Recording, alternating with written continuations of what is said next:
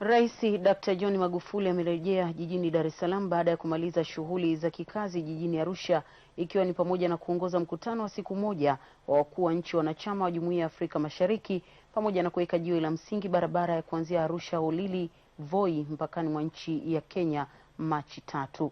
Katika uwanja wa ndege wa kimataifa wa Kilimanjaro, Rais Dr. Magufuli ameagwa na viongozi mbalimbali wa mkoa wa Arusha, huku baadhi ya wananchi wakielezea kufurahishwa na uongozi wa Rais Dr. John Magufuli kutokana na jitihada zake za kutetea wanyonge. Mwandishi wetu Sechelela Kongola na taarifa kamili.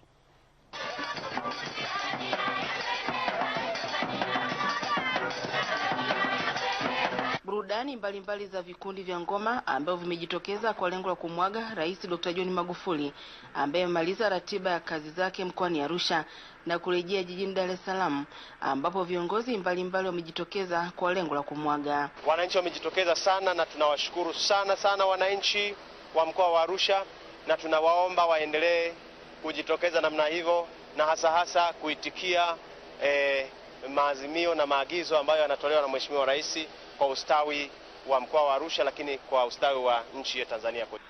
Kisha Rais Dr. John Magufuli akaagana na viongozi hao ambao walijitokeza kwa lengo la kumwaga akiwa anarejea jijini Dar es Salaam.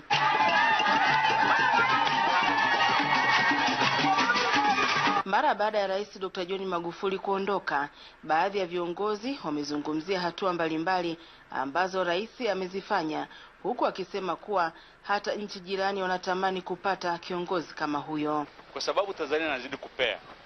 Unajua, nchi hii tangu imeasisiwa imekuwa na jina kubwa, baba wa taifa, viongozi waliofuata, na sasa katika awamu ya 5 natamani ungekuwa unasikiliza huko nje wanasemaje kuhusu Rais JPM. Kila mtu amehamasika, anatamani kuja Tanzania, na sisi wa AICC tuko tayari kuendelea kuwapokea wageni waje kuendelea kushangaa Tanzania, waje washangae wanyama, lakini pia waje waishangae nchi ambayo ina amani, ina viongozi ambao wanaenzi uasisi wa taifa letu.